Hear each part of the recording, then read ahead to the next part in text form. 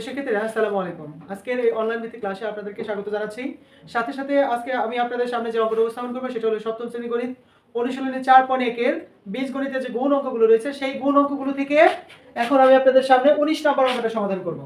তো 19 নম্বর অঙ্কটা দেখেন লেখা আছে x² - 2xy + y² এবং কমা x - y, অর্থাৎ প্রথম রাশিকে, এটা হলো প্রথম রাশি, এটা কি রাশি বলেন তো? প্রথম রাশি। এই প্রথম রাশিকে দ্বিতীয় রাশি দ্বারা, এটা হলো দ্বিতীয় রাশি, প্রথম রাশিকে দ্বিতীয় রাশি দ্বারা কি করতে হবে? গুণ করতে হবে। তাহলে আমরা সেক্ষেত্রে এখানে প্রথম রাশিটা কিন্তু লিখছি, এবার দ্বিতীয় রাশিটা আমরা কোথা থেকে লিখছি? ডান দিক থেকে মিল করে লিখেছি। কোন দিক থেকে মিল করে লিখেছি? ডান দিক থেকে মিল করে লিখেছি। দেখেন এই জায়গাটাতে একটা বিষয় খেয়াল করবেন, এই যে এটা হলো তার ঘর, এই ঘরের বাইরে সে যেতে পারবে না। এরপরে হলো এটা হলো তার ঘর, এই ঘরের বাইরে সে যেতে পারবে না। এরপর এটা হলো ওনার ঘর, এর ঘরের বাইরে সে যেতে পারবে না। এখন এগুলো হলো চিহ্ন, প্রক্রিয়া চিহ্ন। এই প্রক্রিয়া চিহ্নের জন্যও আলাদা ঘর রাখা হয়েছে। আপনারা কিন্তু ঘর করবেন না, জাস্ট অঙ্কটা বোঝানো। যেমন এখানে 3, 5, 2, 1, এখন এর সাথে যদি গুণ থাকতো 28, তাহলে আমরা লেখার সময় 3, 5, 2, 1, এই 1 এর নিচে লিখতাম 8, এরপর 2 এর নিচে লিখতাম কত? 2, অর্থাৎ ডান দিক থেকে মিল করে লিখতে হবে। কোন দিক থেকে মিল করে লিখতে হবে? ডান দিক থেকে। তারপর এখানে গুণ চিহ্ন দিতে হবে, তারপর এখানে গুণ করতে হবে। প্রথমত গুণ করতে হবে 8 দ্বারা 1 কে গুণ করতে হবে, 8 কে 8, 8 কে কি? তারপর হলো 8 দ্বারা 2 কে গুণ করতে হবে, 8 দুগুণে 16, 16 6 নামে হাতে থাকে 1, 8 দিয়ে, এরপর হলো 8 দিয়ে 5 কে গুণ করতে হবে, 5 8 40, আর হাতে রেখে 41, এর এক হাতে থাকে কত? 4। এবার 3 8 24, এই 8 দ্বারা 3 কে গুণ করতে হবে, 3 8 24, 24 আর 4 যোগ করলে কত হয়? 28। কত? 28। তাহলে তার ঘরে এইভাবে 28 বসবে। এভাবে তো গুণ করতে হয়। এখানেও ঠিক তাই, আমরা ওই একই ভাবে গুণ করব। y দ্বারা y কে গুণ, y স্কয়ার কে গুণ করব। y দ্বারা y স্কয়ার কে গুণ করলে এখানে y আছে দুইটা, এখানে আছে কয়টা বলেন তো? একটা। দুইটার একটা কয়টা হলো? তিনটা। দুইটার একটা কয়টা? তিনটা। এরপর হলো y কে দ্বারা y স্কয়ার কে গুণ করলাম, এই প্লাসে মাইনাসে মাইনাস, প্লাসে মাইনাসে কি মাইনাস। এবার এই y দ্বারা এটাকে গুণ করব। এবার y দ্বারা যখন এটাকে গুণ করতে যাচ্ছি তখন দেখেন এই y এ গুণ করলে কি হয় বলেন তো? y square. y এ গুণ করলে কি হয়?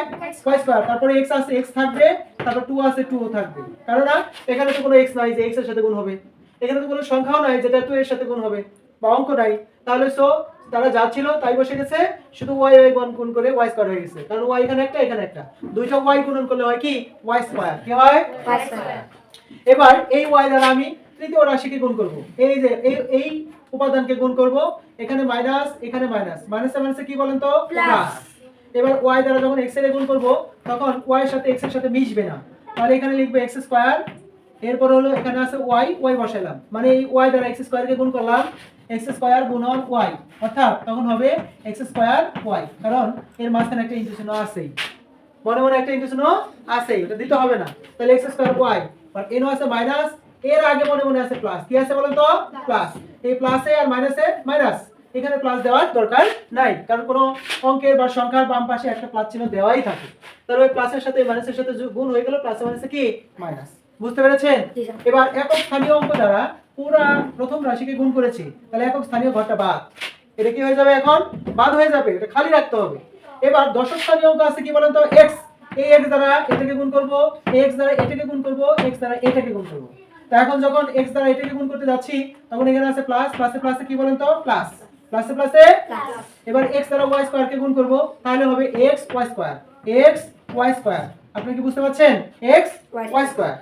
তারপর x দ্বারা যদি এই 2xy কে গুণ করি, এখানে আছে প্লাস, এখানে আছে মাইনাস, প্লাসে মাইনাসে কি বলেন তো? মাইনাস।